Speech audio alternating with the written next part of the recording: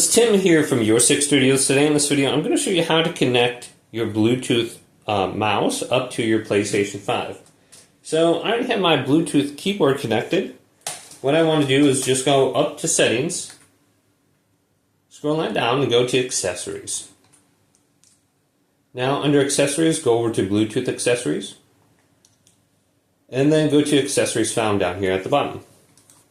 Now there's two different ways we could connect this. We have this dongle right here. We can just plug into the USB drive and that will work. And then we want to go to the back here and we want to set this to it says 2.4G. Move this switch up and you can connect the dongle. If we're going to be doing Bluetooth, go on down to the Bluetooth option.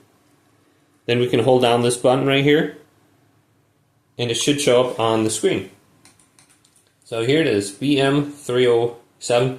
Now mine has 5.0 and 3.0 usually. And we could just try that out and see if it supports it.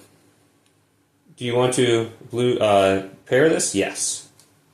And now I have my mouse and keyboard connected to my PlayStation 5. Hopefully this video did indeed help you out.